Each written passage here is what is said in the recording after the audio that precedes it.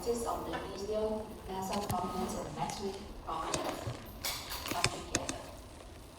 But only the maxillary prominence here, as I mentioned before, is just upper cheek and lateral part of the lips, and it is the secondary palate. It will be the next slide. So just remember this one.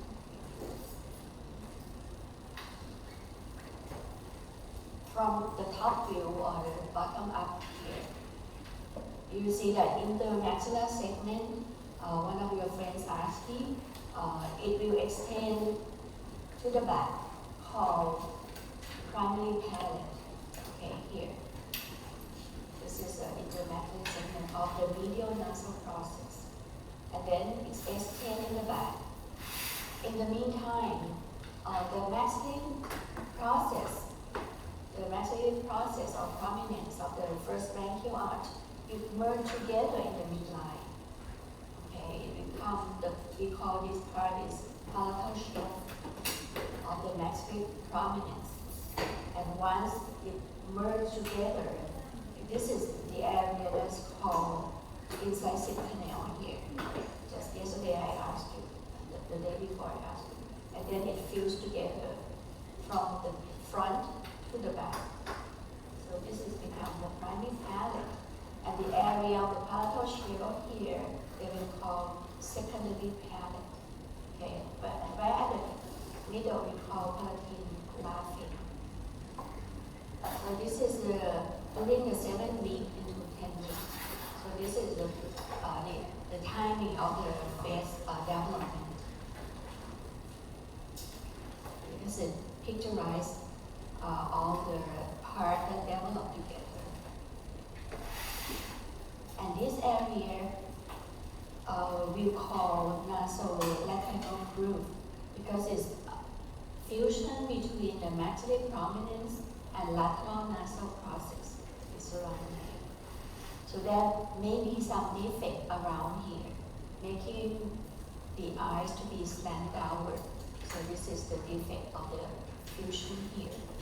So if we have to remember the area that they are fusion together in this way. Focus to the development of the secondary palate.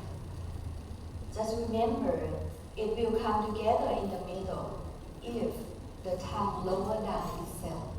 So if the mandible very small or the tongue doesn't lower down, there will be the cleft in the middle of the secondary palate.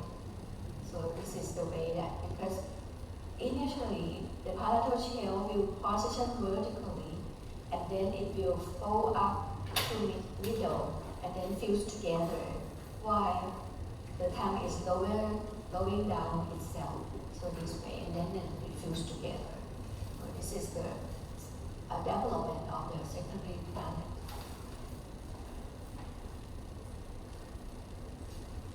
So we come to the aberration.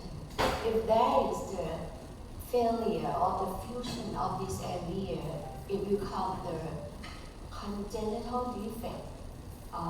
And this is very common congenital defect that we can see it, especially if we are dentists or if we work in the hospital. You may get some referral of the newborn baby with a cleft. So you have to remember the development, how it happened during this time. The area that have a lot of cleft is right now they found that the incidence to have this type of defects is around the area of Samut Prakan, Samut Sakhon, where there are a lot of factories and manufacturers right there, and also the northeastern part of Thailand. The incidents are more common. So if you work around that area, you may see some of these patients. For the defect is caused by incomplete fusions of the medial nasal process and maxillary process. Let's take a look. So this is normal palate.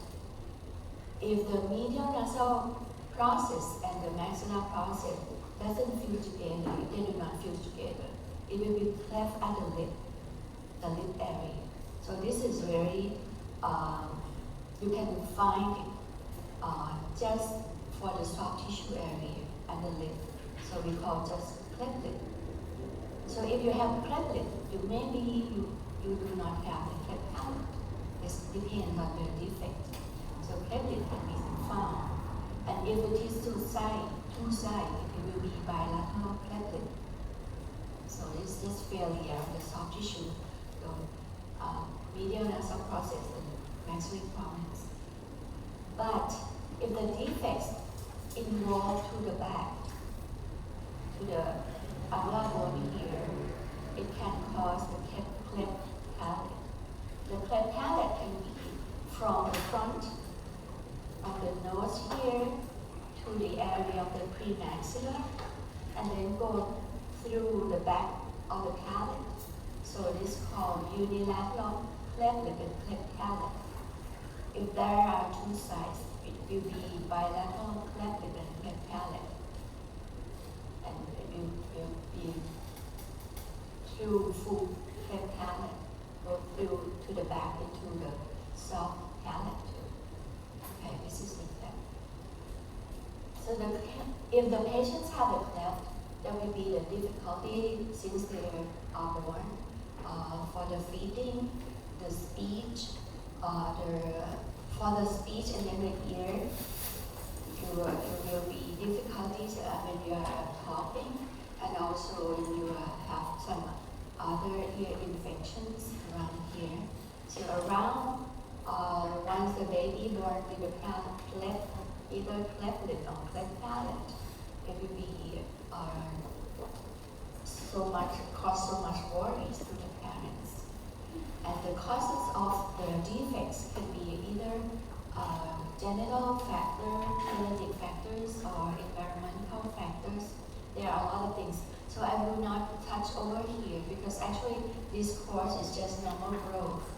So if you go to 4-year studies, then we'll come back again for talking about how it happens, and also how often and how to treat it, and how to take care of it, how many patients or the incidents that we can find.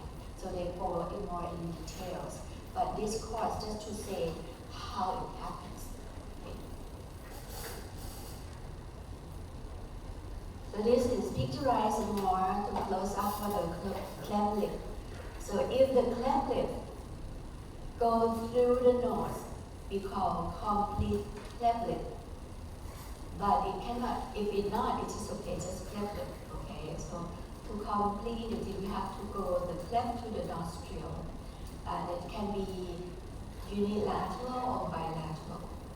Okay, so the failure is also the mesial nasal process and maxillary process here, and the upper lip here.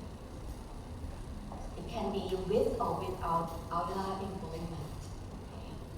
So for this type, if you see these patients, you will feel that the nose looks okay, the chin, everything looks okay, just the cleft a little bit at the soft tissue there. So this is not really that much of the defects. And after born, they can be have the surgery to fuse the lips together, to close the lips, and then it's okay. And it will not be affect a lot to the craniofacial development. But if it is the combined cleft palate, as I mentioned before, for the normal here, and if it is involved from the lip to the back, in the alveolar bone here, in the primary palate, we call combined cleft lip and cleft palate, which can involve into the secondary palate in the back. However, if it is located only in the secondary palate, we call cleft palate only. So it is the failure of the fusion of what? Of the only maxillary process. It doesn't involve the medial nasal process at all. So this is just in the back. and mostly because of the tongue doesn't lower down itself. And in the back here, for the cleft palate, can be either complete cleft palate, so it will involve both hard and soft palate. But if it is not, it involves only the soft palate only, we call incomplete cleft palate. Okay, this is in the back here. Now take a look here. This is very common. So if you see this type of patients, you have to think about what's wrong with it. Okay, the nose collapse because the philtrum area doesn't fuse together. So you can see that the middle part here doesn't appear. So the failure of the fusion of the mesial nasal process and the maxilla prominence is just a failure. And if you have the baby open up and take a look inside in the mouth, you will see that you can see nasal septum here, and the only greater part here, and also this lesser part here of the palate.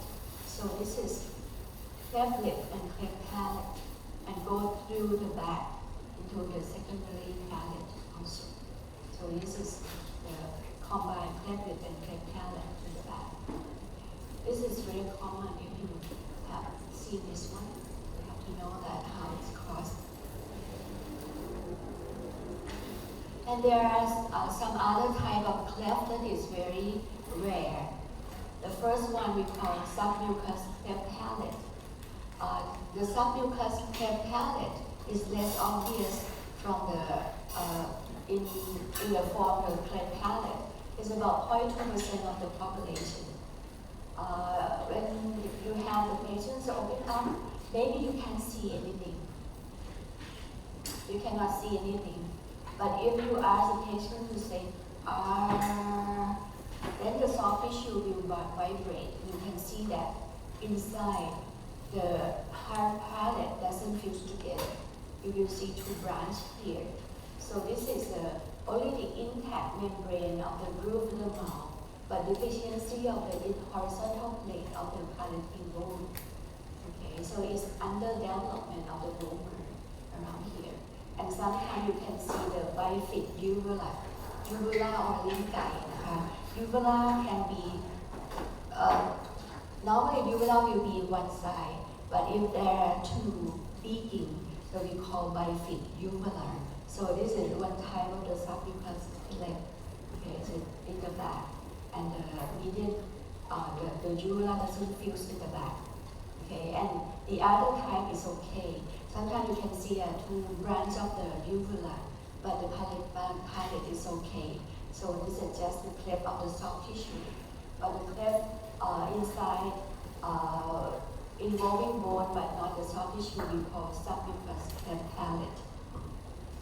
And there is another type which is very rare. It's normally come with the congenital defect underlying other syndromic conditions.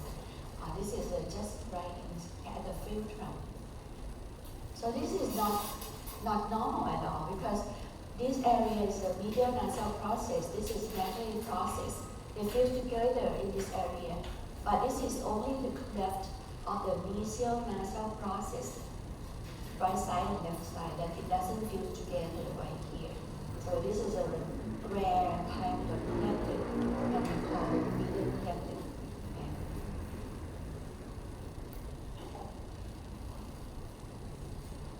So yesterday somebody asked me, is there a way to prevent for the craniofacial defects? During the time of the face development, around 4 to 10 months, 4 to 10 weeks, during that time is very crucial for the face. So if there is any aberration or trauma, or you receive some kind of drugs or anything, that can be the cleft of the development. To prevent that, they say that this is called neural tooth defects or NTDs. To prevent this, you can use the folic acid or vitamin B9. This one to prevent neurotransmitter defects because they think that the vitamin B9 promotes the cell growth and development during the first trimester. Okay, we can find this in natural, such as in the green leaves, the fruits, fruit juice, the nuts, the beans, the peas, and seafood, the egg, and also the dairy products, the meat and poultry. So which is just normal food, right? But they believe that if you think that you get pregnant, the doctor will prescribe this type of the vitamin supplement for you during the first trimester. And the dose is about 400 micrograms daily before or during the early pregnancy. So it means that about the 3 months, the first 3 months are very crucial to have the supplement for vitamin B9, to have the folic acid or folate during that time.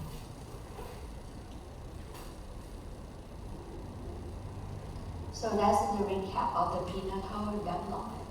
So how about the postnatal growth of the nasomaxillary complex?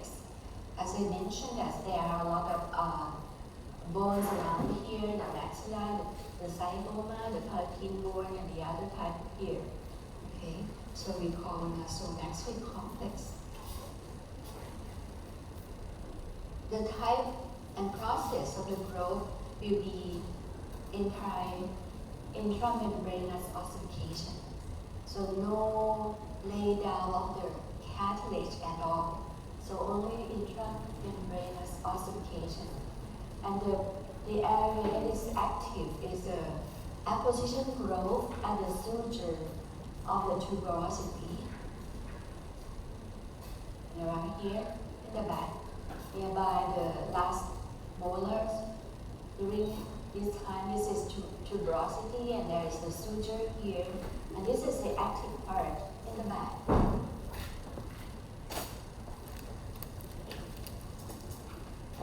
How about in the front? For the front here, as I mentioned, that it is a primary palate, and the area here we call maxillary premaxillary suture. It will close together and fused by 1 or 2 years of age. So in the dry skull, if you take a look at the palate, you cannot see the line of the suture here. Cut. So what? It doesn't go.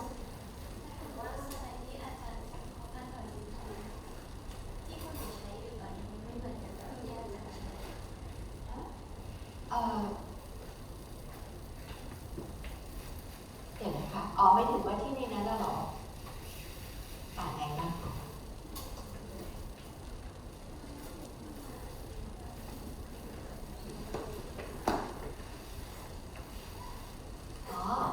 ไม่เป็นไรอาจารย์ยกเรื่องดีเฟกต์มาอยู่ข้างหน้าก่อนยกแอนเอาต่างกันนิดหน่อยค่ะก็คือเอาตัวที่คุยเรื่องดีเฟกต์มาต่อเลยเพราะว่าเดี๋ยวจะงงก็เลยเอาเรื่องดีเฟกต์มาพูดต่อกับ prenatal development เลยนะคะงั้นหมอมองย้อนกลับไปแล้วเจอไหมตรงนี้เจอไหม sequence มันจะไม่เหมือนกัน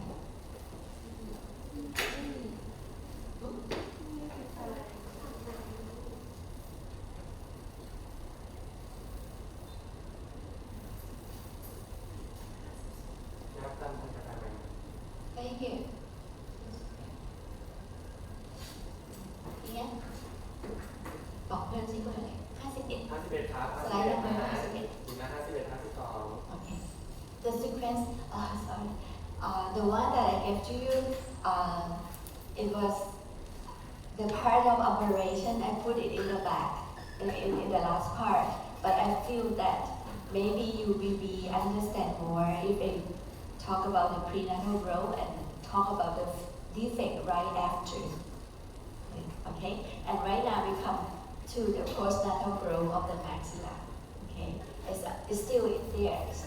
So can you find it? Okay, ค่ะขอบคุณนะคะ Thank you for asking. That's good. Okay, for the fusion. So this is postnatal growth. Okay. cannot see the premaxillar maxillar suture here because it's fused together early stage. So when you open up here, you just see the palatal suture here, right? So meaning that in the front, this area is very limited. It cannot be extended a lot during the first stage. And the process of the growing is the intramembranous ossification and acquisition of the suture around the suture in the back here, called tuberosity. And maybe because it has to lay down the area for the second and third molars later on, so they have to keep on laying down the bone around in the back. But in the front, it's quite stable. And the other type of the intramembranous ossification is surface remodeling. So you have to change the shape. So you need the process of bone resorption and also bone deposition to change some part of the shape of the bone. So this is a process that you have to get through it. But we depend on the surface remodeling a lot, because if the orthodontists think that we can modify the growth, we cannot do much with the suture, but we can do something about the surface remodeling.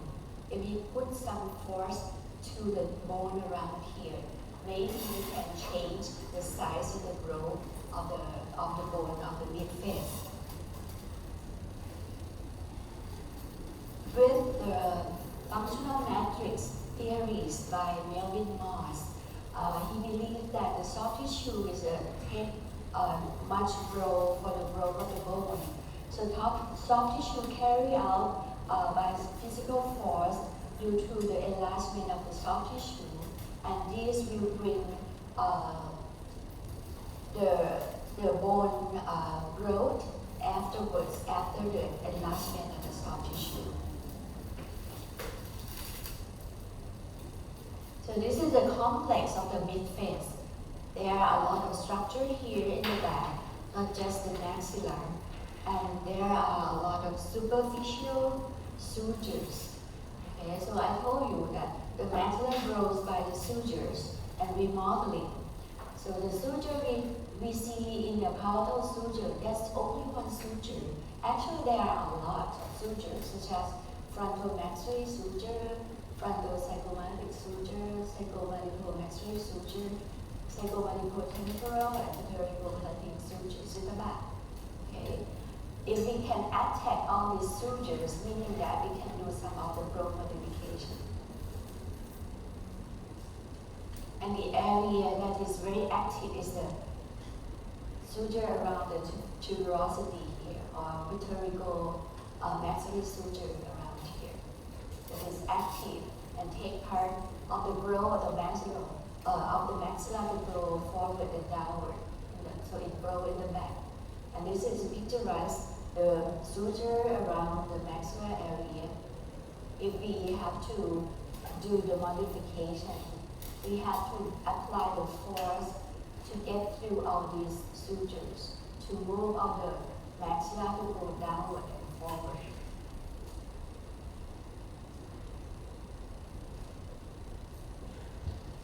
And the remodeling is the other type of process of the growth of the maxillar. And it is something that doesn't make sense, because it have the resorption in the front and have the deposition in the back. And then the whole area here, the maxilla, the mid-face, go downward and forward. So this is called opposite effect, as I mentioned the day before, of the displacement. Right? It doesn't make sense, because normally we feel that this area should be bone deposition and bone resorption in the back, and then the whole bone will move downward. But it doesn't happen in the maxilla and this area. In the surface is a resorption. So if you take a look at the dry skull and you cut to the surface and maxilla here, you feel the roughness and some of the porosity of the bone area here, because this is resorption area, but the whole bone still growing downward and forward. So the anterior surface and nasogastric complex have the bone resorption.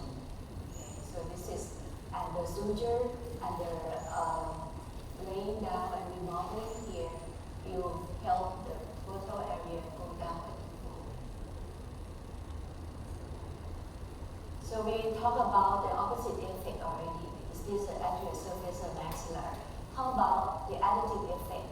This is also the additive effect of the displacement. Think about the oral cavity. The oral cavity is in the hollow area. If you have a dry skull and you open up the dry skull and you touch at the palate area, you feel that the bone in that palate is really thick, very hard, very smooth, because that area is bone apposition. And when it's apposition and the whole cavity go downward, so it's the same direction of the roof of the mouth has the bone deposition, so it's go down in the same direction, so it's so-called additive effect. Okay, the neck brow or the mid face is downward and forward when related to the cranial base. So just take a look here. So it just go downward and forward because of the additive effect. You have the apposition at the palate here. And how about the nasal floor? The nasal floor will be resorption. So if you take a look in the dry spell here, you see the roughness at the nasal floor here. Okay, because this is the area of the resorption, and the whole maxilla will go downward.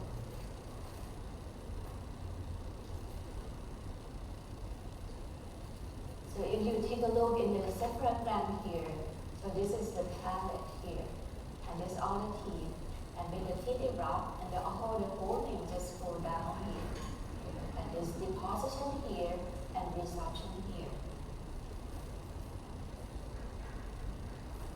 So the opposite direction. Okay. So in total, the growth of nasogastric complex in the anteroposterior direction and the vertical direction by the process of the apposition growth of the sutures and tuberosities, remodeling and the anterior surface of the maxilla, and also inferiorly relocate of the nasal cavities or the oral cavity. So it's go down here. And how about the fourth one? Is the drift. It's not the eruption of the teeth, but it's the drift of the tooth. So this is vertical growth. So when we take a look at the two kinds of the lateral cephalogram, and then we superimpose to the area that are stables, we will see that the mid face will go downward and forward, and also the lower face will do the same thing. Okay, right here. And the vertical drift is not just inferior relocation of the palate here, and also all the teeth just drift down by the dental-alveolar growth. So we call vertical drift. Is a dental-alveolar growth. It's not just the eruption, because the teeth already eruption, but it still keep growing. So the vertical height of the lower face will be increased during the time after the teeth are already erupted. Okay, this is the vertical drift of the teeth. And increase the vertical dimension of the lower face later on.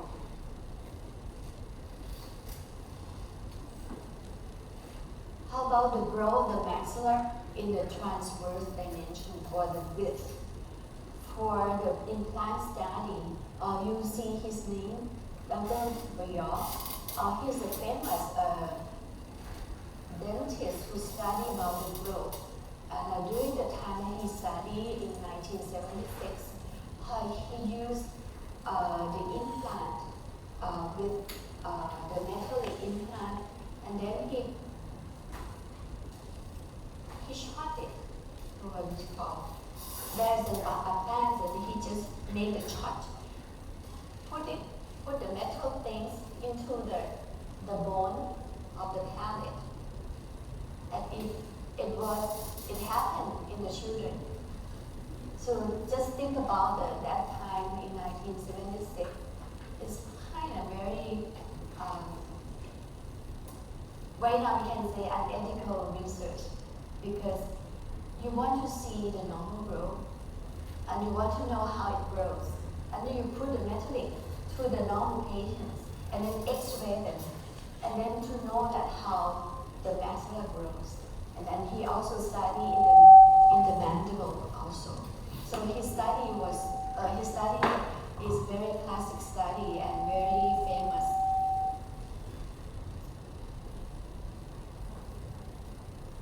And we cannot find this kind of study up to now. So this is very classic. But it laid out a lot of information of the normal growth for us because of his implant studies. So if you are studying orthodontics, you will hear a lot about Dr. Bjork and also his research project about the growth of the maxilla and also the mandible. In conclusion, for the transverse dimension, he put the implant into the palate, and then he found that the mid-palatal suture contribute to the growth of the maxilla about 5 to 6 millimeter in the width, so which is a lot. So because of the suture here, and then it's expanding the transverse dimension. And he found that, sorry, ไม่รู้เป็นไงนะคะตอนนี้มันก็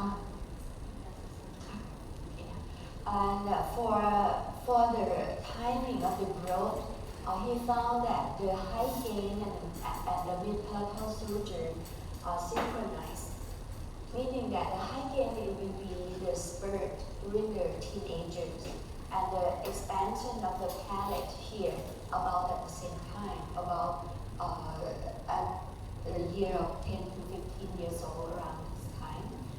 It rapidly increased during the puberty, and then after 14 years it slowed down at about 0.5 millimeter increase in size until 20 years old.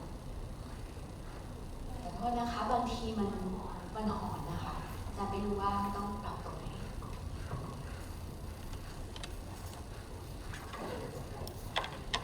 ค่ะเรื่อง2เป็นค่ะ Okay. So for orthodontist, we know that the suture take part in the growth of the maxilla a lot. So orthodontists prescribe the kind of appliance to expand the maxilla. For the one who have very small maxilla, such as the patients with a cleft, you can have the expander put into the mouth here and then expand during the time that we need it. So mostly about the teenager, or do something earlier to help the expansion and the growth in the transverse dimension of the palate. And the Bjork study try to do the acceleration. So during the time of the 10 to 14 years, the white dots, this is the general growth of the body height of the calf. You can see that the spurt is during the time of teenagers. And the expansion of the palatal suture also duplicates the same pattern. It will be spurt of the expansion is around the same time of the puberty. Okay, so the pattern of the growth is the same. So this is I mentioned. This type of expander that the orthodontist put in the mouth, and then they activate the screw, and it will give the force to the teeth and also distribute to the base of the bone. So you can see the gap in the middle of the palatal suture. So during this time, we use this just for this patient. She has a hemifacial microsomia. She has a frostbite in the back. So we need to expand her. So we use the palatal expander, and the force is a lot, about 0.5 kilograms, and then expand it. And the suture break down and keep on expanding.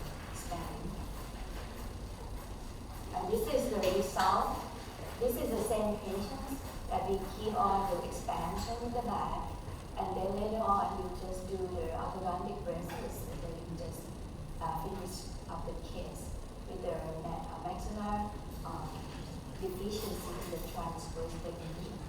So that's the time meaning that we do it during the time that she's get to about 10 years old. So meaning that we know that this is a good time for her, that we should prescribe her expansion appliance to activate the maxilla to grow in transverse dimension. Okay, this is the reason why we have to learn the timing that we should do the activation. For the maxilla, what I have said before is all the primary displacement. For the secondary displacement, I mentioned that is because of the growth of the other tissues in the adjacent tissues or the distant tissues, giving the particular structure to grow forward. So for the maxillary nasomaxic complex, it's the same thing, because the growth of the cranium goes forward and bringing all the mid-face to go forward and also go downward. Okay, so this is the effect of the growth of the cranium. So we call the secondary displacement. But interestingly, it can be rotated. The maxilla can rotate clockwise rotation. So you can see that some of patients, when they smile, we have the gum area a lot. We call gummy smile because there is a clockwise rotation of the maxilla because of the cranium is the base. The basal area for the maxilla took place right there. So if the cranium rotates, the maxilla will be rotate. And then maybe clockwise rotation, you can see the vertical axis of the maxilla area here. And these patients will come when they smile, you can see a lot of gum area here. And in contrast, if the rotation will be backward or with so-called counterclockwise rotation, you can see that some of the patients, when they open up, they connect bite together. We call open bite because the rotation of the nasomaxic complex is counterclockwise rotation.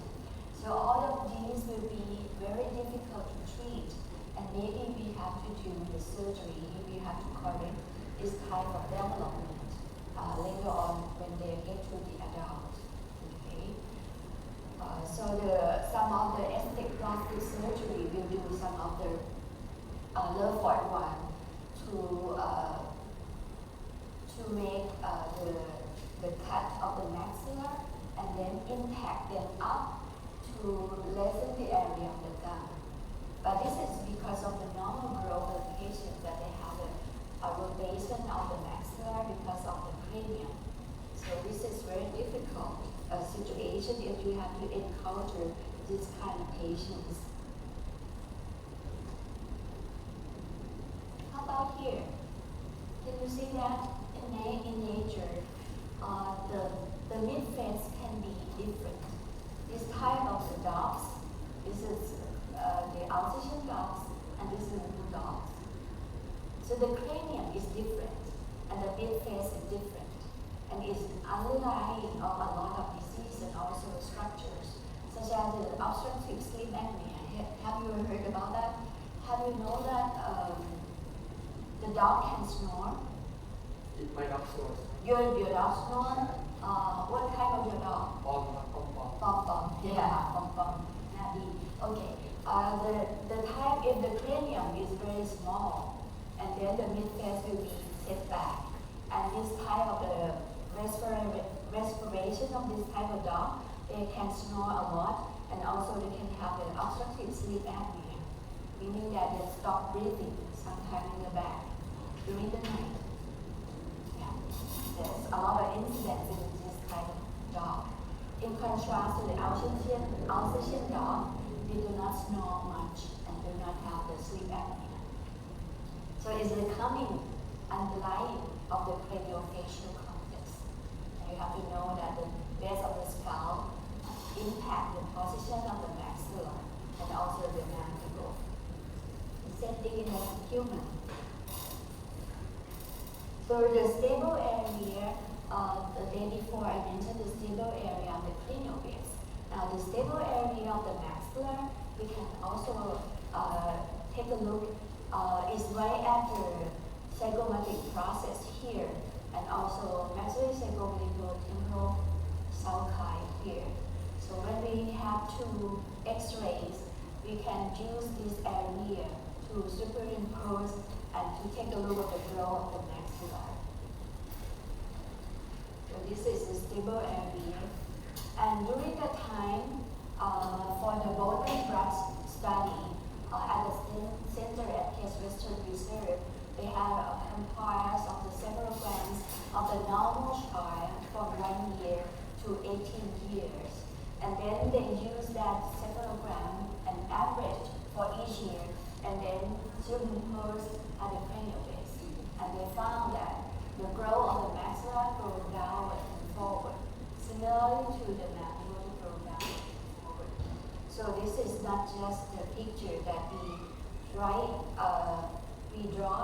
but this is from the basic research that they have done in the young patient during that time, 19 something, and they used the samples of their children with normal growth, and then they take the X-rays, and they keep the X-rays, and then ask the patient to come back again and take another X-ray for the following year, and do it for 18 years. So this is a very classic study also at Bolton Brush Growth Center. Okay. So this is very classic superimposition of the cranial base, and also the growth of the maxilla and also the mandible. And they found that the stable area is around here. If we just use the tuberosity as a reference, and then everything will go forward and down. So this is the Professor Broadbent. He's the son of Professor Broadbent Sr. And Professor Broadbent is the one who developed the cephalometric X-ray machine during that time, and have the collection of the X-ray of the head in the front and then also in the lateral area, and also have a lot of hand and wrist film. So we study for the growth right there for the Bolton Brush Growth Study Center. And this is a breakdown of the basic of the growth right here. So if you take a look at the midface, during the time of 1 to 6 years, predominant area of the growth is the cranium. And until 7 years old, it's stable. Okay? It increases the width a little bit, in the length a little bit at the spinocerebellar chondrosis right here. But later, after 6 years, it development of the maxilla, okay, and then become more downward and forward. And you can see that the head dominance now is just do more of the vertical area of the midface, okay, and the plane of the head is different.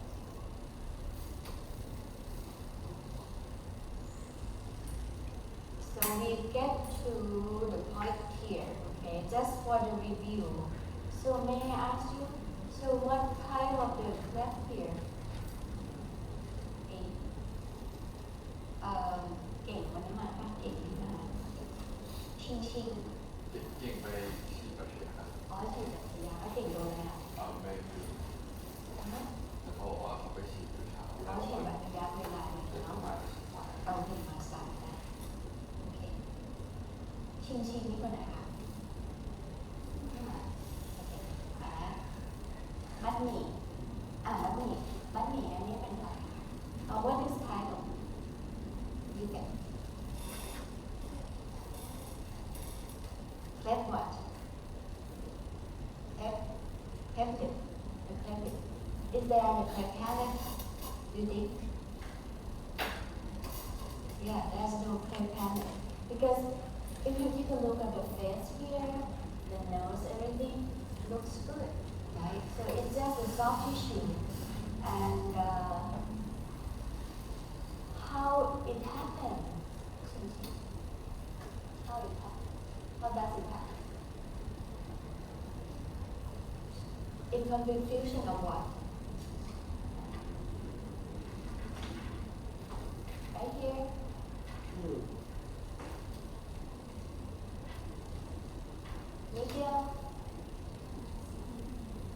Medial nasal prominence and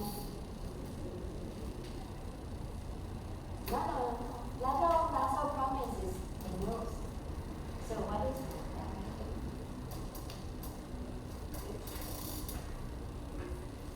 Maxilla prominence. Okay. So from now on, you can pass the examination, right? And you will remember. This is the medial nasal process, and this is the maxilla prominence. It doesn't fuse together. Just the soft tissue at the lip. So it's unilateral lips. Okay, how about B? No, there is some more questions. Vanda,มาแล้วคะVanda.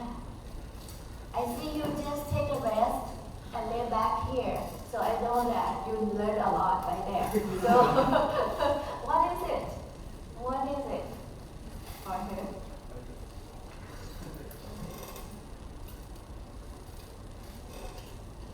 What's the difference between this A and B? For B, it's like going up. Yeah, going up to the nostril. So what is it called?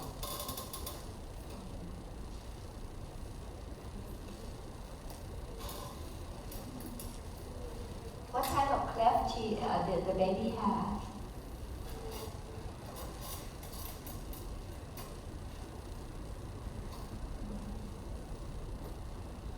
Does it involve palate? Unilateral. Okay. Unilateral, because it's one side. Cleft or what? Cleft lip. But it goes through the nostril. So what do you call? Complete cleft lip, right? Unilateral complete cleft lip. Because the cleft lip involves the nostril. So it's complete. But it doesn't involve in the back, okay? And how about here? Number C, arm.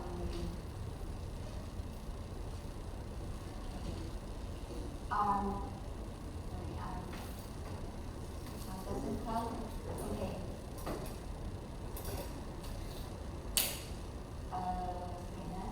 Diamond. Diamond. Okay, diamond.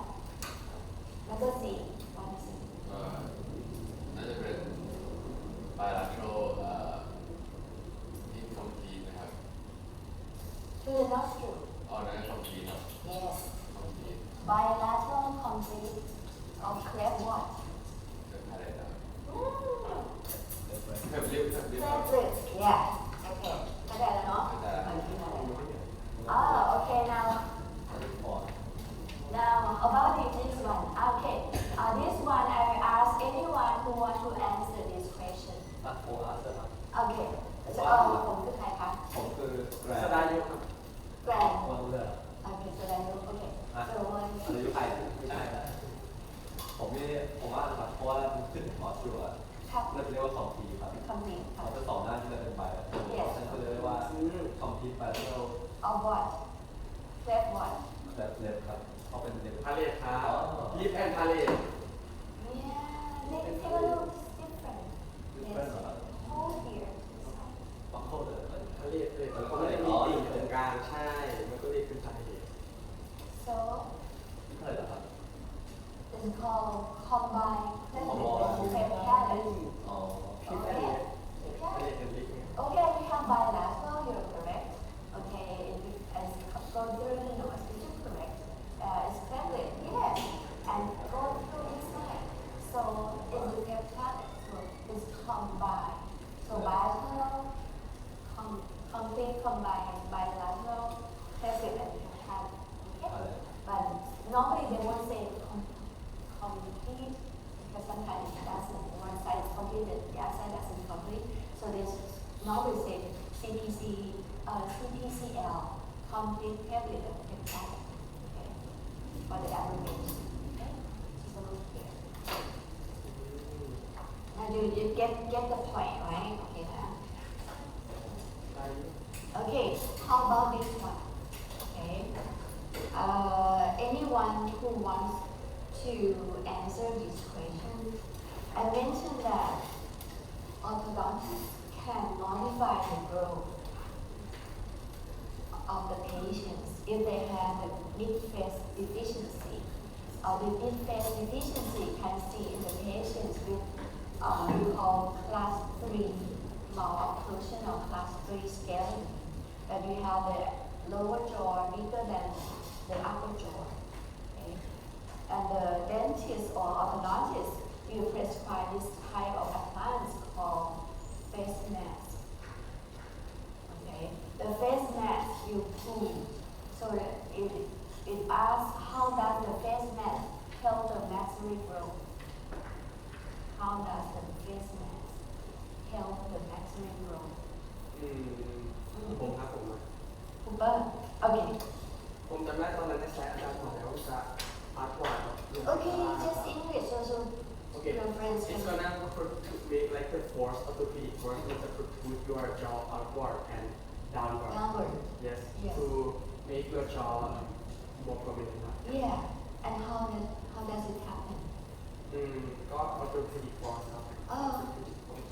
And how orthopedic force can help the growth?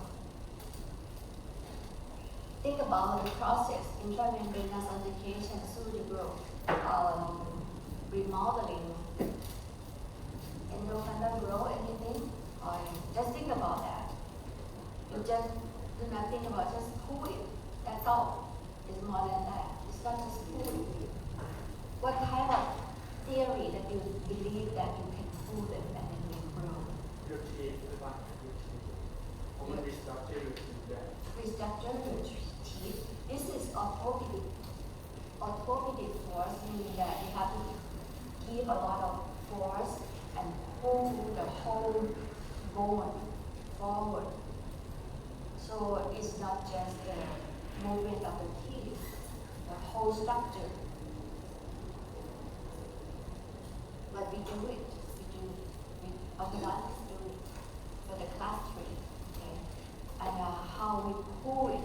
So what they expect, what they believe. So maybe they believe in functional matrix. They believe in soft tissue pull out all the muscle and pull forward.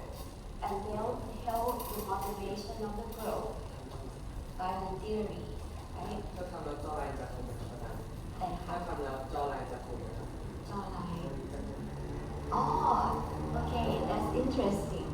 Maybe you have to put the Botox right here and then just relieve the force in the muscle, maxillary muscle here. ทำผมยังใส่ได้อยู่ครับอันนี้ผมยังใส่ได้อยู่ Ah, that's interesting question. Can you still put it on? Can you still wear it? Does it help you? I don't think it helps you already, right now. But if you were young, it will help. Alright? Okay. Anyway, think more. Cooper. นะ What type of force they will attack any anatomy of this mid-face area and pull it forward?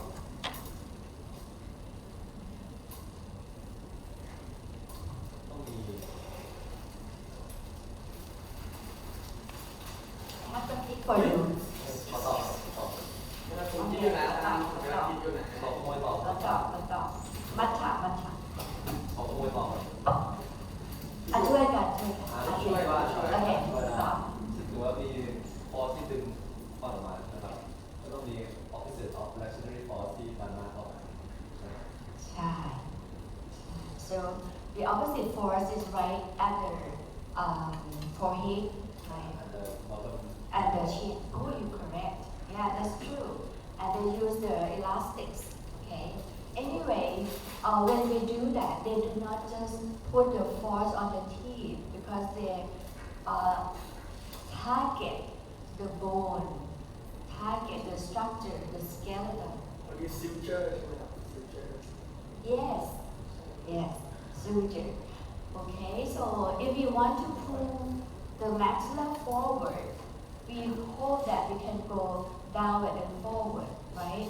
And also in the transverse, we have to grow in 3 dimensions. So we have to expand it in the transverse dimension. So this is so-called the expander. But the expander has the screw put in the maxilla, is an implant put into the maxilla as an anchorage. And then they have the hook here, and then use the elastics and pull out the maxilla, okay? So, and you are correct that it needs some other resistance. So they use the forehead and also the chin to pull the mid face forward. And the force is about 400 to 500 grams, about half kilo to pull the whole mid face forward. So this is called the face mask with the expander, okay? And Cooper is correct that we are thinking about, hopefully, we can activate the growth and the suture in the back, or the superficial growth, because we believe in functional matrix. If we carry out the bones and separate from the suture will respond to that area and lay down the new bone. In the meantime, in the front will be resorption and keep on pulling all this mid face. So we have the patient on this appliance for about 6 to 9 months until we get the good overjet, meaning that the upper teeth in front of the lower teeth. So we use this type of appliance because we believe in the growth and believe in the growth modification. So we still use this type of appliance. However, some other doctors may not believe in it. They may not use this type of appliance. Okay, but there's some other good results from it. Okay, all right. Okay, thank you for your answer. Okay, you can share. Okay, Share. Okay, Share. and then we get to the break. Okay, 10 minutes. So you'll be back around 9:20, 25. Oh, okay. 9:20. Short break. Okay. Okay. อาจารย์มีขนมแต่ว่ามันจะเป็นวาซาบิและกินเป็นบ้าง Okay. All right.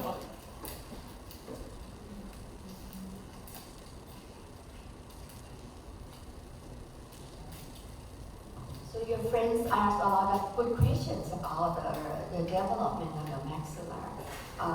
So I'm sorry that if I give you some confusion, but if you have to go to the review of the secondary displacement and also primary displacement to get that. But the primary displacement is the growth of the bone itself, right? The secondary displacement, the growth that affect by the other tissue, not the bone that we are talking about. Now we come to the growth of the mandible. It seems easier because we talk about just one bone, so mandible only. Back into the development, the prenatal growth, the first branchial arch, sometimes we so-call the Meckel's cartilage. The Meckel's cartilage, it is the primary cartilage. So if it presents during the time in the utero, it's called primary cartilage. So if we take a look here, we can guess that the mandible is growing by the process called endochondral ossification. It needs to have the structure to lay down first before the growth of the bone. So it is a endochondral ossification. And back into the development, the time of by the 5th week, the Meckel's cartilage formation in the mandible prominence. It serves as a template for the mandible but it's not, it doesn't directly ossify by itself. Okay, the cartilage will resorb, and then the osteoblast it will cluster in that area and lay down the bone structure surrounding. So the two mandibular prominence will grow toward each other and fuse at the midline to form the lower jaw by the endochondral ossification.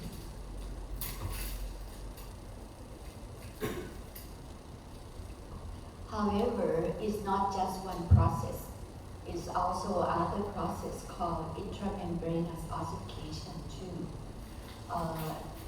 The bone will form directly without prior cartilage models.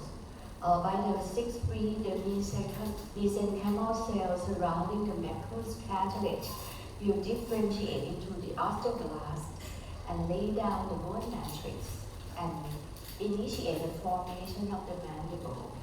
So it's just similar to the long bone of the diaphysis that I mentioned the day before, that you have the primary growth center by the chondrocyte, and it resolves in apoptosis, and then it replaced by the bone. And the bone collar of the diaphysis of the last bone will be the intramembranous ossification. Same thing with the mandible. It's not just endochondral ossification. It also has the process of intramembranous ossification. The formation of the body and ramus are mainly because of the intramembranous ossification. And there is a development of the mandibular canal during that time.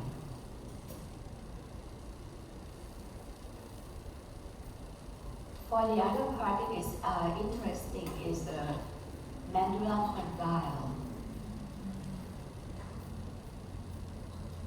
During the time of the about 4 to 6 week, development of the mandibular condyle begin with the primary joints by the Meckel cartilage.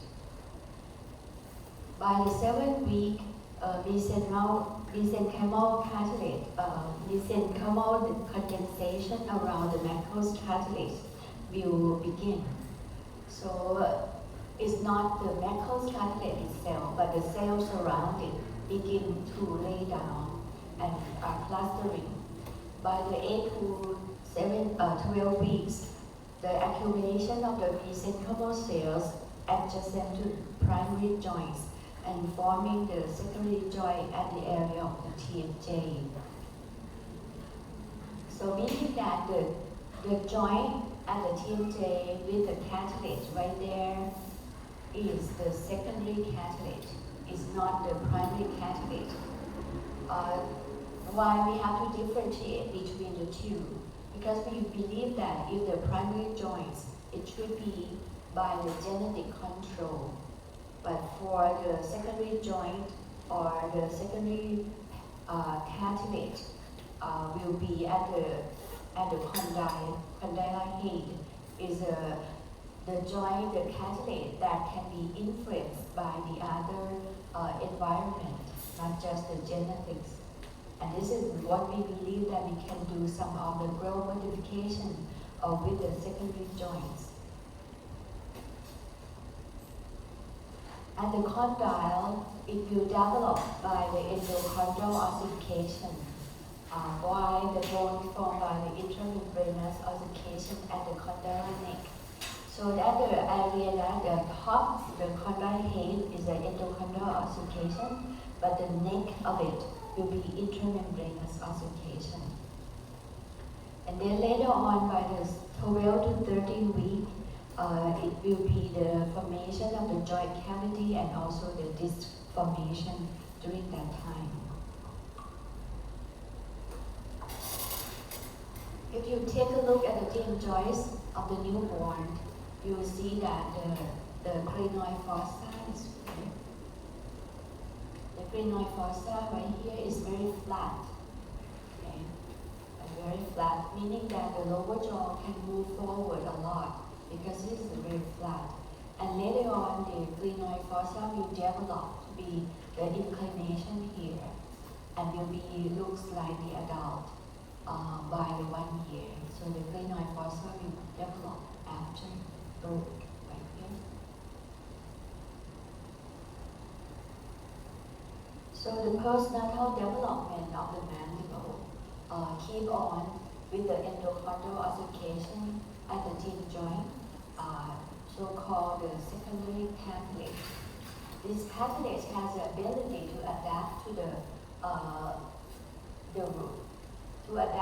pressure and the other force that it will keep going if there is the force attack to the area that have the cartilage, and it will be articular contact with the temporal bone.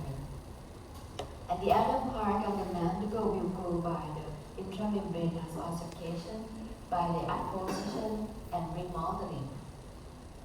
How about the suture? Is there any suture with the mandible? If we take a look in the dry skull, there's no suture, right? But actually, in the early years, there is a suture here called symphyseal suture, because Nacros cartilage, when it is laid down, it has two pieces, right? And then the clustering of the mesenchymal cell become the osteoblasts and lay down the bone matrix and become mineralized. And in the middle, they have the union of the symphyseal suture here, but it fused at the first year after birth. So in the dry skull, you cannot see it. But it means that the suture doesn't take much growth in the growth of the mandible in the transverse dimension.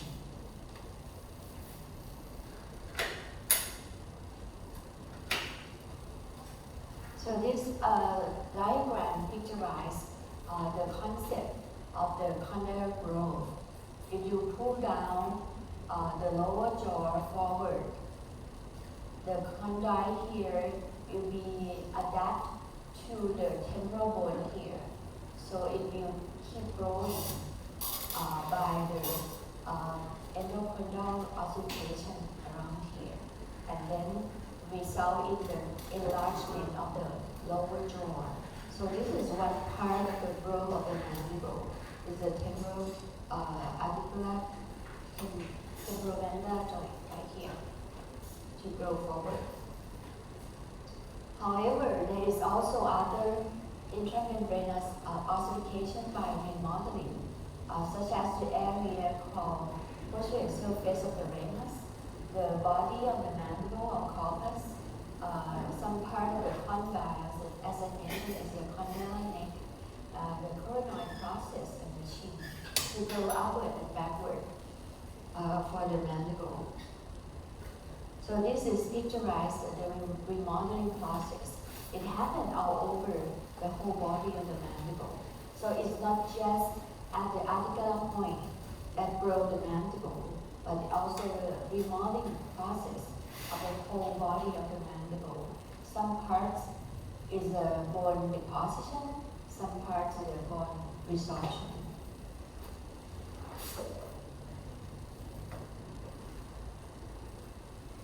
This is the mapping of the area that has the positive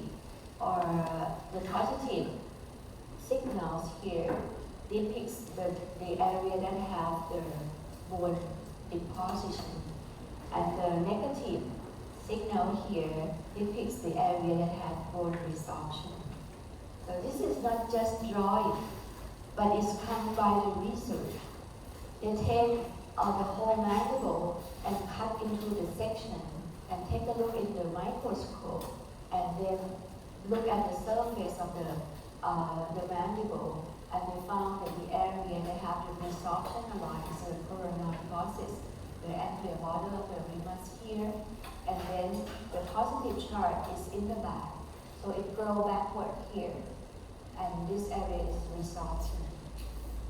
In the front, it's also the same thing. Around the area of the incisors, this is the resorption, and in the front of the chin area is bone positioning right here.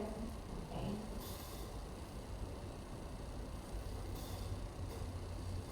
So they believe that the area of the chin position here controlled by the genetics. So you can have the architecture of the chin in different way. It can be square chin, short chin, long chin, receding chin, protruding chin, or the round chin. Right? So if you have not the sharp angle or the mandible because of the genetics. So it's hard to change it. If you want to change it, you have to change the soft tissue around here. Maybe you can have just temporary changes, and then it will come back to the same thing at the initial, because the muscle doesn't change. Right? So in this area, they can do the resection of the angle of the mandible, but later on it will come back again. Right?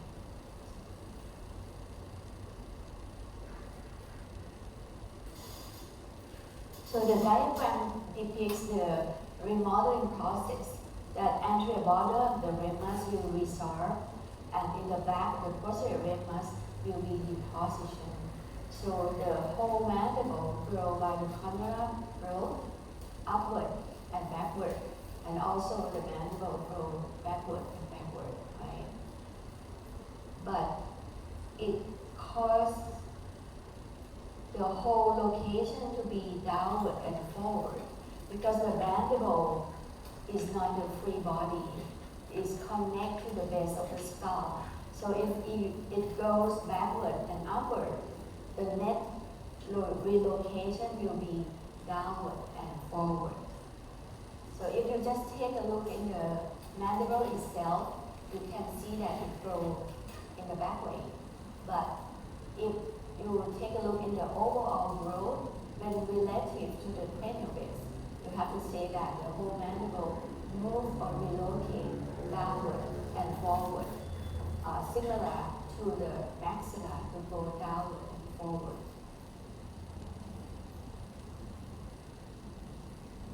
And this is just to depict the way that if we move the lower jaw forward, the condylar growth will respond to the pressure area here, and it will deposit in that area, and making the whole mandible to move downward and forward. Okay, right? So this concept coming to the appliance of the orthodontist to use to grow, to do the growth modification of the mandible by using the appliance called functional appliances. I think when you get to the 5th year study, you will learn in orthodontic subject, and there will be one subject so-called the functional appliance. This is the same concept that they're trying to do the growth modification. So I already talked about anteroposterior, and then how about the vertical growth? The vertical growth of the mandible is because of the growth of other areas, such as the growth of the cranial fossa, and also the growth of the nasogastric complex, and also in the vertical growth of the drift of the mandible and at the dento-alveolar arch. It's not the eruption of the teeth, but it's at dento-alveolar. Even though the teeth already erupt, it still keep growing in the vertical dimension, similar to the mid face.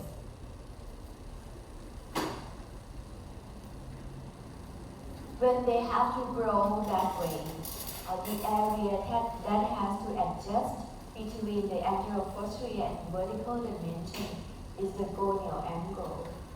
So we call the area of regional adaptation. So Cooper asked me whether this should be sharp. He wants to have this sharp angle, right? But so hard because it doesn't because of the area itself. It depends on how your face, how your cranium, how your mid-face relate to each other. And then the lower part of the mandible adjusts to the cranial base and also the mid-face. good occlusion. So this area can be a square angle or no angle at all. So it will adjust by the way of the remodeling. Okay. So if people want to have very sharp, very smooth, you mean that very square one, you have to put some bone right here, and then later on it will resolve. Because you still have the same people, the same person, you still have same brain, same midface. So this area will resolve. If you put something foreign body right there, later on it will resolve again. Because of the structure here still laid down by the cranium, midface, and also the lower face. Okay, alright? But this is the area called regional adaptation.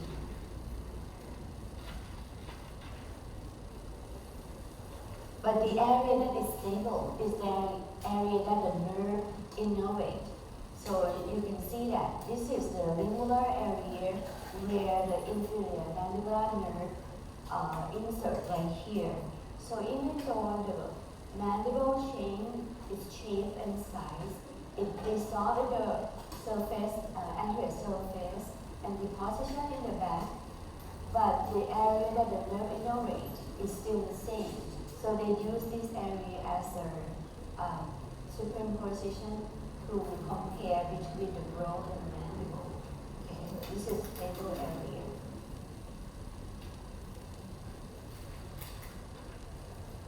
So that's all for the primary displacement. How about the secondary displacement of the mandible?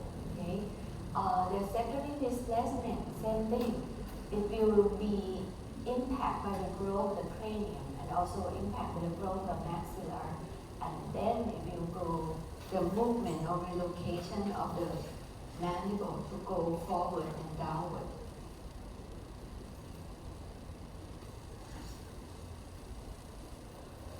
And how the growth of the mandible in the transverse dimension. For the maxilla, the York study say that the mid-palatal suture is the influence, the big influence for the growth of the maxilla in the transverse. How about the mandible?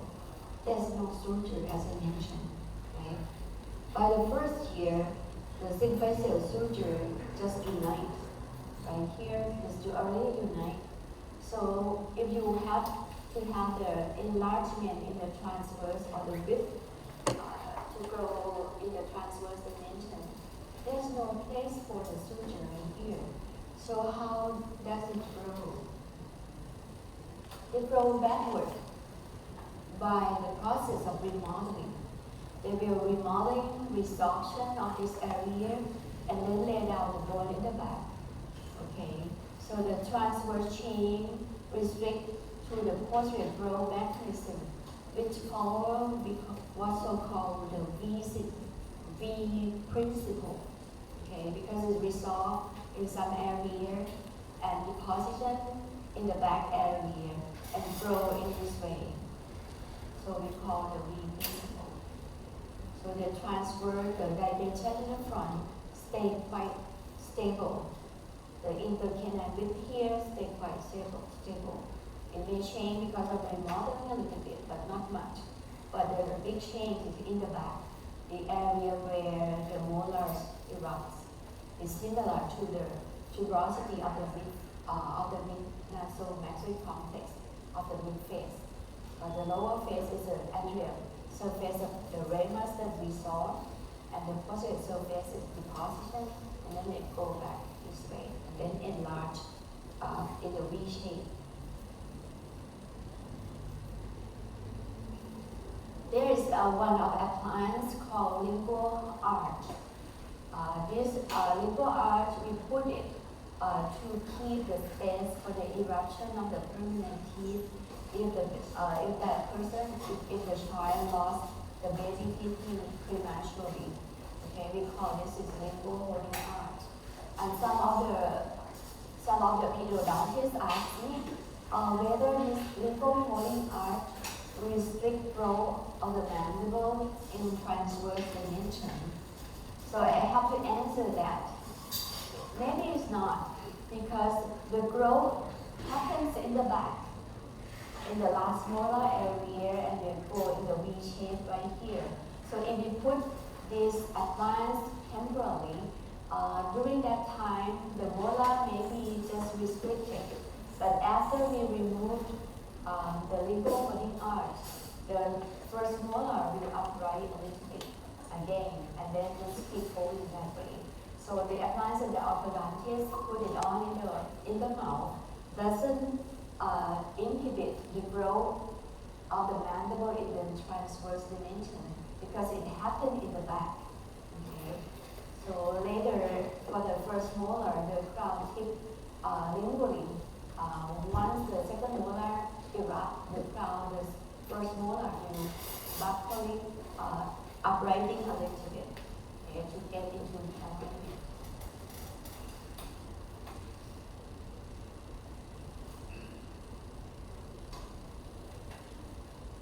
So I touch base in the growth of the mandible in the anteroposterior, vertical, and transverse dimension. And how about the impact of the growth of the condyle to the position of the mandible? The growth result because of the endocardial ossification is a secondary cascade that happens after life, after birth. The proliferation of the progenitor cells develop to be the chondroblast, lay down the matrix, and then resolve, and then the bone osteoblast come up and also lay down as the bone osteoid and become mineralization. So this is the growth of the condyle here. However, the direction of the growth can be different. It can be growing by the way of the move upward and forward this way, or backward and upward this way. So this way, the growth of the condyle can impact the rotation of the mandible. So some of the people can be very long faced, some of the people can be very short faced because of the rotation of the mandible and the growth of the condyle. So let's take a look at the growth of the condyle. As I mentioned, if we go upward and backward, and if it is a type of growth of the mandible imposed into the cranial base, it will be clockwise rotation of the mandible. So we shall call high angle or open bite tendency. So the posterior superior growth of the condyle, and if you take a look at the shape of the mandible, it will be something that quite unique because the apposition of the symphysis area here, and also the marked apposition at the gonial angle here, making the notch, the mandible notch here very deepened. So this is the type of the mandible of the people who have the open bite tendency or the clockwise rotation of the mandible. So this is the impact of the growth of the condyle, making the rotation. In contrast, if the condyle grows forward and upward this way, it will have the rotation of the mandible to be counterclockwise rotation. If this imposed into the cranial base, it will be anterior-superior growth of the condyle, and there is a marked apposition below the symphysis here, and also anterior part of the body of the mandible, leading to the convexity of the area here. And this is the shape of the one who have big jaw, big lower jaw, class 3 people, and also the forward and upward rotation of the mandible. We call counterclockwise rotation of the mandible. So this is in conclusion of the time of the rotation of the mandible. Also, the York study, 1972, he used the implant put in the mandible and take a look, and he found the rotation of the mandible in two types. One is a clockwise rotation here by the superior anterior growth, superior backward flow of the condyle, making the mandible to rotate this way. And the other way, we go upward and forward here, making the rotation of mandible to be forward for the class 3 people. So it's the rotation of the mandible that you can see that, right? So similar thing that I told you for the mid face for the maxillar, it can be rotated downward or backward. Same thing with the mandible, it can be downward or backward rotation.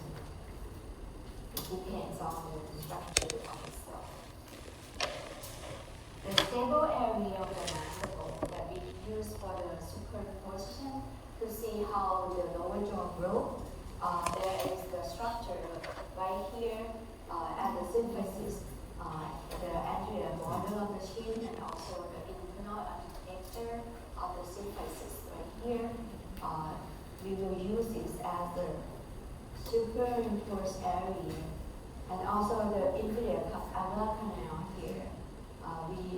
If we have several glands, time 1 and time 2, and we superimpose it, we will superimpose in this area and take a look at if you find that the lower jaw grows backward and upward this way. Okay. But the relocation, the whole thing will be downward and forward. Okay, you get that? And also the eruption of the lower molar and also the slight hypertension of the incisors due to separatrix superimposition. This is a technique that the orthodontist will use to evaluate the growth and also how the treatment, if they prescribe to the patients, and how impact to the growth of the jaw, and then we use to X-rays to compare it and evaluate it. So we have to know the structure and also the development to use the superimposition. Now we come up to the abnormal growth of the mandible. For the midface, you have the cleft and cleft handle. But for the lower jaw, there are some of the development disorder or congenital disorders, such as the condylar hyperplasia or the condylar hypoplasia on one side of the jaw. So you will have the asymmetry of the face, of the lower face. And also the third one is hemifacial macrosomia. This is the disorder with a congenital defect. They still do not know the cause of it yet, but it's a defect one side that we have the underdevelopment of the face affecting at the ears, the mouth, and also the lower jaw to be curled and what we call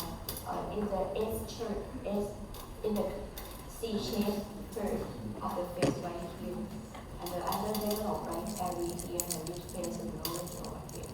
So this is difficult to treat because it's congenital defect. But sometimes the surgeon and also orthodontist you use some of the appliance to move this area forward, and we call later. And maybe when you get to the 5th year students, you will learn about this kind of appliance. The other type of the congenital defects of the lower jaw that involve the lower jaw is Pierre-Robert sequence. This is the sequence that you will have the small mandible, we so-called mandible here, and also the possible displacement of the tongue or glossoptosis and the airway obstruction. So you see that the lower jaw is very receded, a very small one here, and it is still under force. So maybe the breathing and also the feeding difficult. And see, one thing, if you have very small lower jaw, you can have the cleft palate. As I mentioned before, if the lower jaw is small, if the tongue doesn't go down, the fusion of the palatal shelf of the maxillary prominence cannot go together at the midline. So you will have the cleft palate right there. So it comes in a pack with this kind of disorder, the Pierre-Robin syndrome. You will see the cleft palate mostly with this type of disorder is the cause. And the other type of the syndrome called Treacher-Collins syndrome. This syndrome has a very hallmark that you will have downward slanting of the eyes and notch of the lower eyelids, and also have the underdeveloped cheekbone and also the microgranulae, and it will be bilateral. It's a genetic disorder of the craniofacial deformities. So you can guess that the area that has not fused together or has a defect is the maxillary prominence, and also around here the nasolacrimal group right here. So this is the defect of the Treacher-Collins syndrome.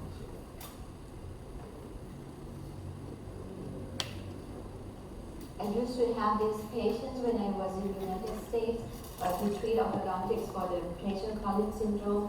What I had to do is an expansion of the mid-palatal suture here, expand, and also use a functional appliance to grow the lower jaw forward, okay, of this type of syndrome. But for the extraordinary, we have to use the plastic surgery to do the eye set here, and also the cheekbone augmentation here to correct the Treacher-Collins syndrome.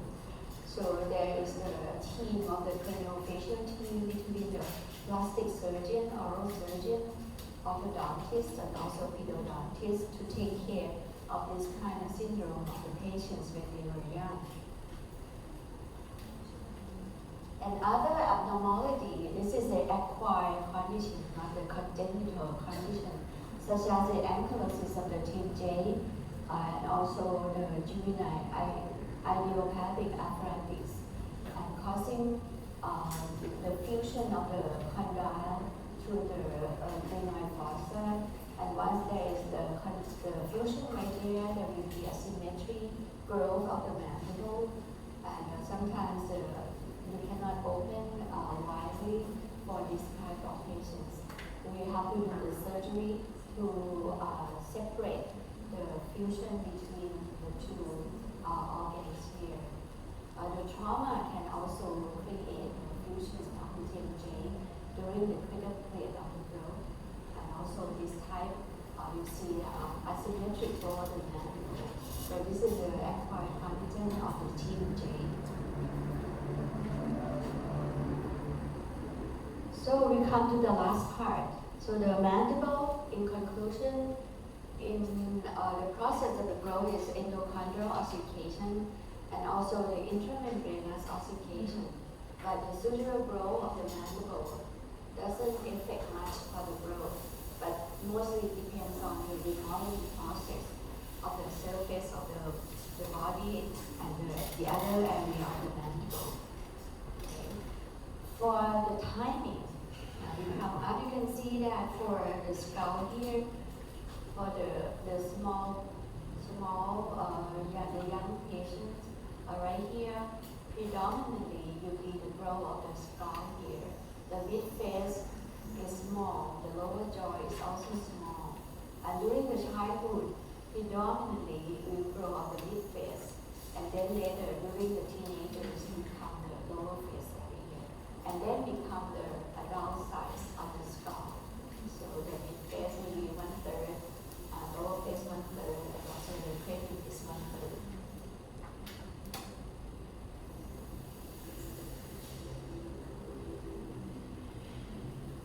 The other day I mentioned that there is a different timing of the growth of girls and the boys. For the girls, at only 3 stages, and mostly they will before the boys, right? About 2 years before the boys. And the boys will have 4 stages of development during the spurt. Right here, it's more delay and lasts longer, about 4 to 5 years. So this is the curve that we have to know, realize, because when orthodontists will prescribe some of their times, they have to know that the girl will have to go the growth spurt before, so maybe around 10 to 11 years we will do the treatment. However, for the boys, we can delay a little bit into the 12 to 13 years and then put on the implants. And for the width of the overall, mostly for the cranium, the mid face and lower face, the width attained nearly the natural size before the growth spurt, and anterior width stabilized first. Okay, so everything comes first with the width. It's limited. So anything with the transverse dimension we have to do early. For the length, it will spurt at the teenager, right? The pre or pubertal spurt, and after the maturity, it will slow down after menstruation, about 2 or 3 years for the girls, and for the boys, about 4 years after attainment of the sexual maturities, such as for the boys, 6 about that time, about 4 years. So if you want to do something for the length, growing of the mandible, you can do for longer period of time of the boys. For the vertical height, it's interesting that it continues throughout the life, but decline at the adult age, about 17 to 18 years in girls and early 20s in boys.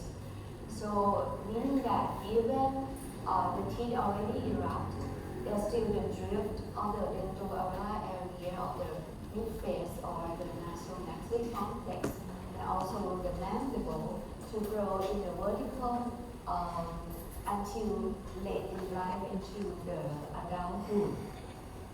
So in this concept, such as if you want to put the implant, this is the implant for the dental prosthesis.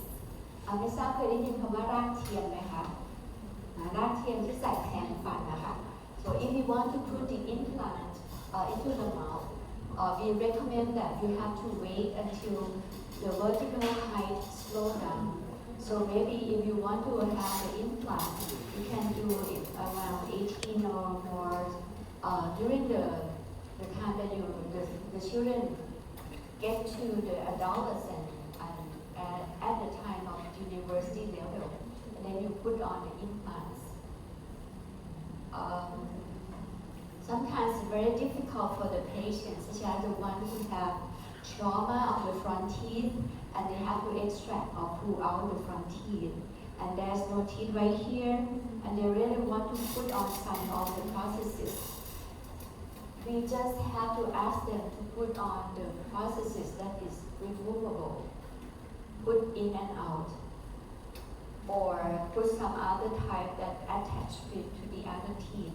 But we do not recommend to use the implant during that time because the jaw is still growing. If we put the implant too early in the front, you will see that other teeth will go down and more what we so call level มันไม่เท่ากันค่ะ that is at even level of the other natural teeth when compared to the implant you put on too early.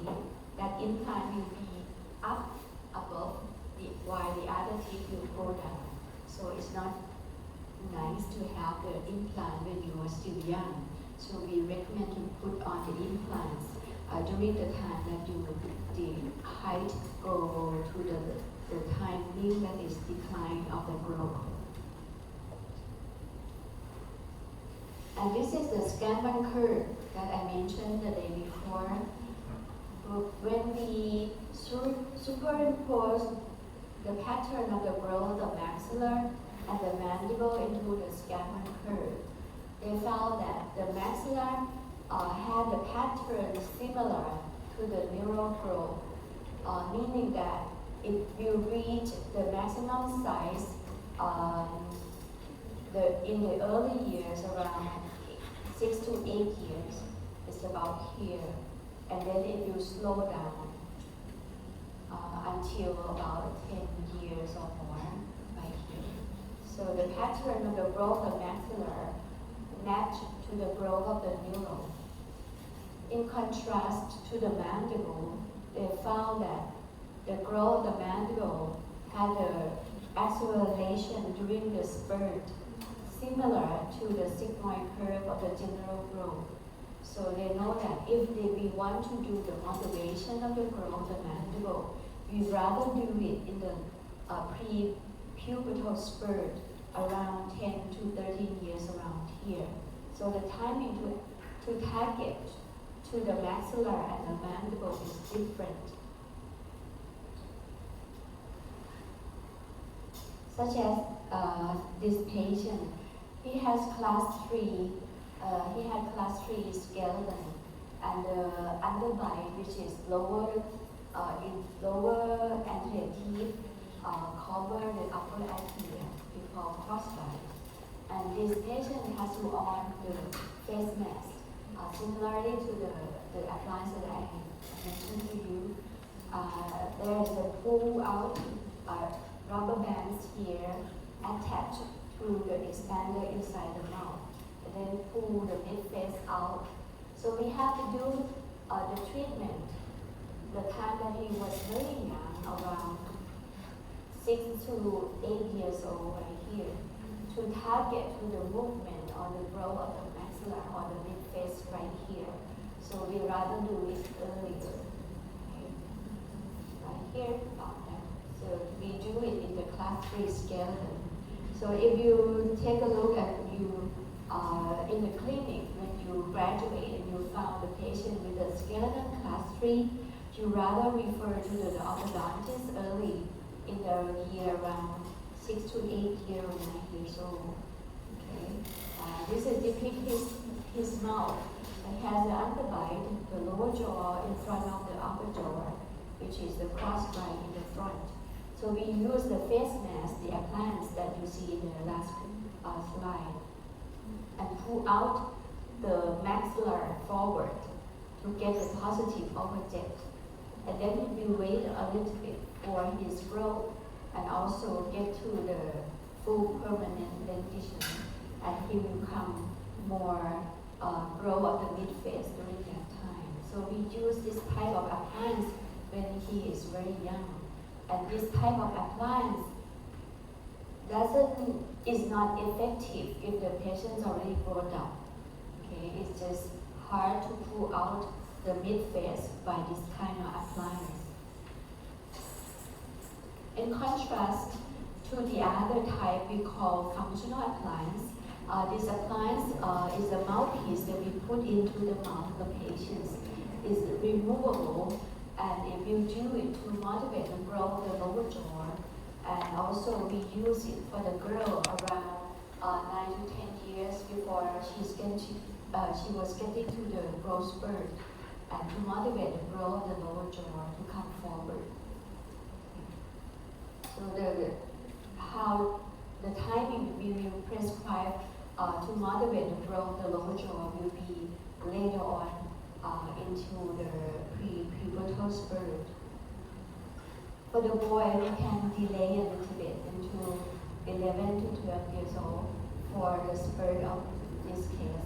Okay, he comes to us with a big overjet, which we pronounce of the incisors, and we can see that the lower jaw receded a little bit. So we will delay the growth modification for him until he gets to the spurt.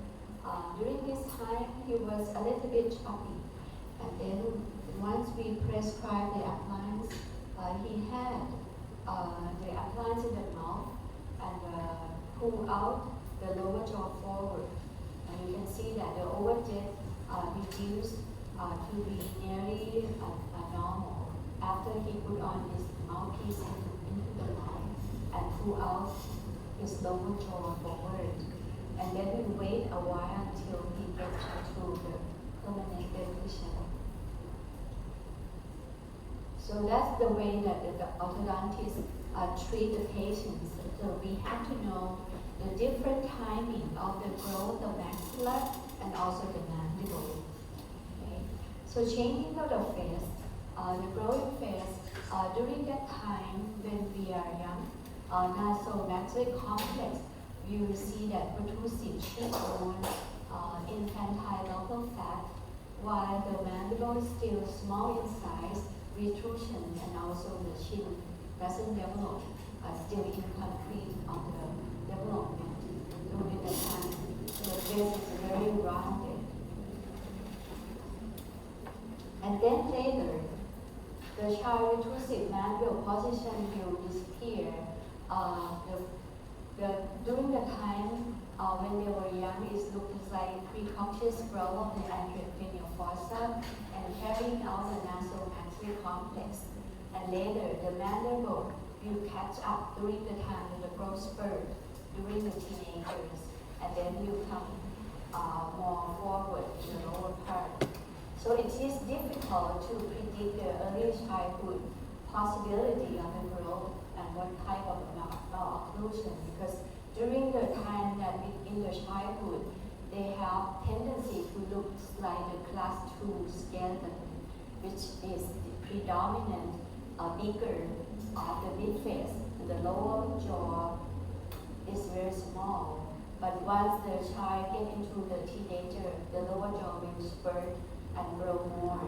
But we don't know yet whether the lower jaw will grow into the class 1 or still into the class 2, or it grow more and more into the class 3 because the lower jaw comes later after the growth of the big face. So it's very difficult to predict the tendency to grow the lower jaw. And also they have the rotation of the lower jaw, as I mentioned before. It can be clockwise rotation of the lower jaw or counterclockwise of the lower jaw. Okay, so this comes in the later years of life with the growth of the lower jaw. Alright, so we come up right here to the conclusion that for the day before is the basic prenatal growth and also the skeleton growth, the timing of the growth, and to the cranium growth on the last day. And today we come to the growth of the maxilla, also called nasomaxillary complex, and then the growth of the lower jaw. We touch base for the aberration of the growth or disorder of the growth. So you pay more attention in the cleft, because this is in real life. If you work after you graduate, I think you still will have the chance to see the cleft patients, especially if you work in the hospital. You get some of this type of patients. Even though you are a general dentist, maybe they ask you to take care of the oral hygiene of the cleft patients. But if you are become orthodontist, you'll be more to prescribe many types of appliance in the mouth to help correction of the growth of the cleft area and making the patient to have the good occlusion later. So this is a come up for the whole 8 hours. Actually, it's in about 6 to 7 hours lecture last day and also today. Alright, this is all the reference that I think in the handout.